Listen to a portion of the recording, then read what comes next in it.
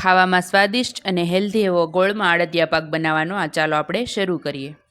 અડધો કપ મેં અડદિયાનો કરકરો લોટ લઈ લીધો છે અને 2 મોટી ચમચી જેટલું ગરમ કરેલું ઘી લઈ લીધું છે મોણ આપવા માટે અને 1 ટેબલ સ્પૂન દૂધ લઈ લીધું છે।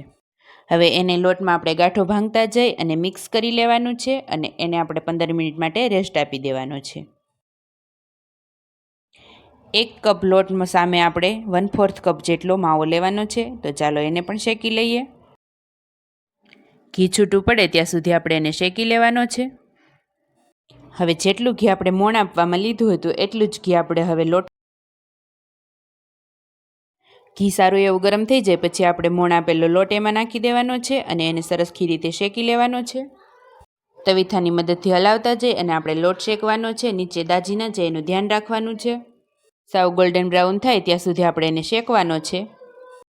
લોટ જેટલો વધારે શેકાશે એટલો જ આપણો અડદિયા પાક સ્વાદિષ્ટ બનશે। તો 10 મિનિટ પછી જોઈએ તો લોટમાંથી ઘી છૂટું પડવા માંડ્યું છે, તો આપણો લોટ સરખી રીતે શેકાઈ ગયો છે। તો એ લોટને સાઈડમાં લઈ થોડો ઠંડો કરી લેવાનો છે। ગોળની ચાસણી લેવા માટે ગોળ અને એના ઉપર 1 ચમચી પાણી રાખી અને આપણે હવે ચાસણી લઈએ। ગોળ ઓગળી જાય એટલે પાણી અને ગોળને મિક્સ કરી અને હલાવતા રહેવાનું છે। 1 થી 1.5 મિનિટમાં જેટલો સમય લાગશે આપણી ચાસણી આવવાને। ગોળમાં સારા એવા પ્રમાણમાં બબલ્સ આવવા માંડે એટલે આપણે ચેક કરી લેવાનું છે ચાસણી આવી કે નહીં।